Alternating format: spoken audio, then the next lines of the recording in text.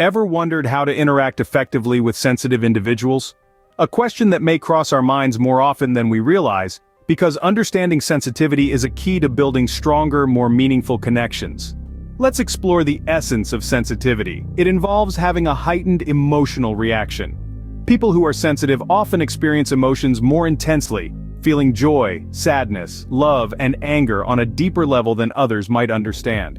This emotional depth is not a weakness or drama, it's merely a unique perspective on perceiving the world. Imagine a friend named Alex.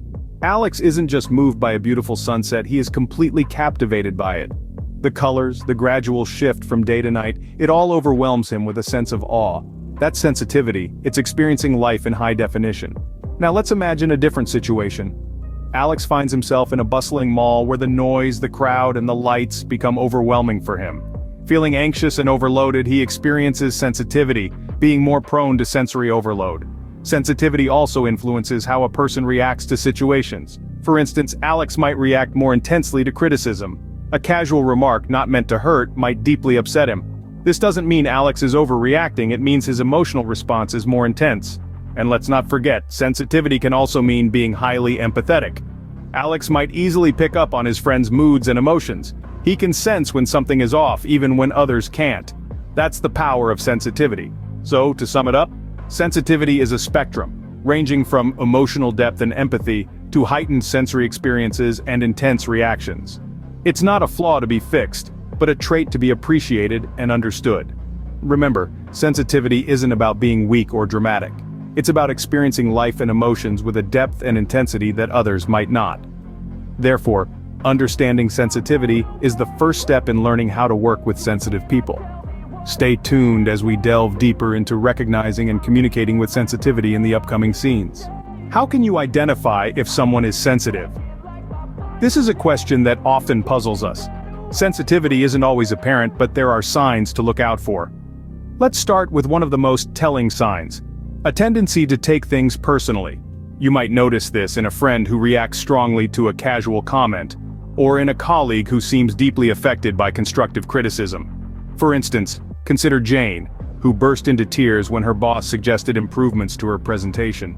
It wasn't an attack on her abilities, but Jane felt it as a personal affront. Another sign is being easily overwhelmed by sensory inputs. Picture someone like Mike, who struggles at crowded parties or busy offices. The noise, the lights, the sheer number of people, it's all too much for him. This sensory overload can lead to anxiety or discomfort, making it difficult for Mike to function in such environments. Then there's the tendency for intense emotional responses. This might manifest as joy that's a little too exuberant or sadness that seems to run deep. Remember Sam, who was so ecstatic when his favorite team won the championship that he couldn't sleep for 2 nights? Or Lisa, who was inconsolable for days when her pet fish passed away. While these reactions might seem excessive to some, they're perfectly normal for sensitive individuals.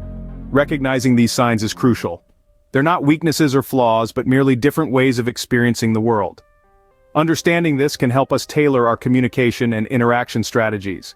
For Jane, it might mean offering feedback in a more gentle manner. For Mike, it could involve creating a quieter work environment or allowing him to work remotely. And for Sam and Lisa, it's about validating their feelings and letting them express their emotions without judgment. Recognizing sensitivity is about more than just spotting these signs.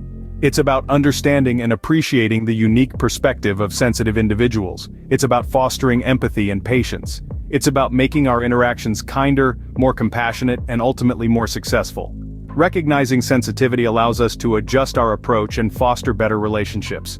By understanding the signs, we can create a more inclusive and supportive world for everyone. How should you communicate with a sensitive person?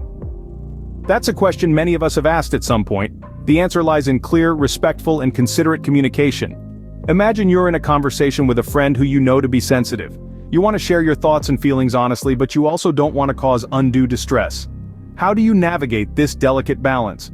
Well, let's explore 3 key techniques: active listening, empathy, and validation. Active listening is more than just hearing words. It's about paying full attention, showing interest, and responding appropriately. It's the difference between saying, "uh-huh," while scrolling through your phone, and saying, "I see that must have been tough for you," while maintaining eye contact. It's about making the other person feel heard and understood. Next, empathy. This is the ability to understand and share the feelings of another.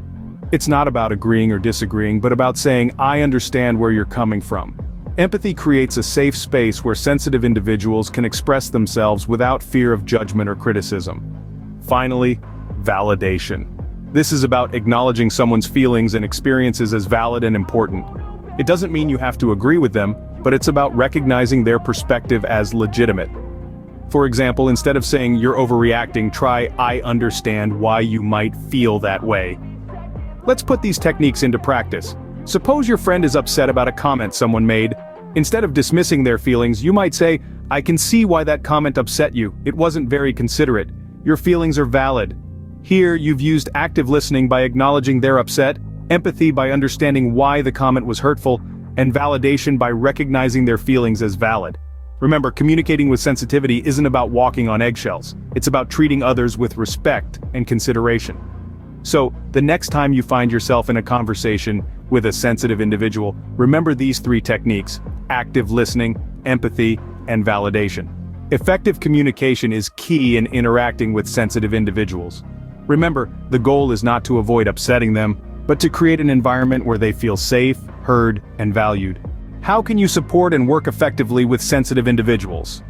This is a question often asked, and fortunately, there are a number of strategies that can help. First up, it's essential to create a safe and comfortable environment. Picture this. You're in a team meeting where one of your colleagues, let's call her Emily, often appears anxious. You notice she's highly perceptive and tends to pick up on the subtle nuances in the room. By making sure she feels safe and comfortable, perhaps by checking in with her before the meeting or ensuring she has a seat where she feels secure, you can help Emily feel more at ease, allowing her to contribute her insights without fear. Next, show understanding and patience. Imagine you're working on a project with John, someone who tends to take things to heart. Instead of getting frustrated when he reacts strongly to feedback, try to understand his sensitivity as a deep level of empathy. Be patient and gentle in your approach, giving him time to process the information. This not only fosters a better working relationship, but also allows John to use his sensitivity as a strength in empathizing with clients or team members. Lastly, respect their feelings and perspectives. Consider Sarah, a colleague who often seems overwhelmed by loud noises or bustling environments. Instead of dismissing her discomfort as overreacting, respect her feelings. Perhaps suggest moving to a quieter location for discussions, or arrange for her to have a workspace away from the hustle and bustle. By validating her feelings and adapting the environment to suit her needs, you encourage Sarah to thrive. So, in essence, supporting sensitive individuals involves creating a safe and comfortable environment, showing understanding and patience, and respecting their feelings and perspectives. It's about acknowledging their unique attributes and leveraging these qualities to their advantage. With understanding, recognition, effective communication, and support, we can work effectively with sensitive individuals. As we navigate this journey, remember, sensitivity isn't a weakness, but a strength that, when nurtured, can bring a wealth of insight and depth to our interactions. So, how do we navigate the world of sensitivity? We begin by understanding it, recognizing its presence in individuals, communicating thoughtfully, and extending our support. These steps aren't just about dealing with sensitivity, but about fostering stronger, empathetic connections with those who experience the world differently.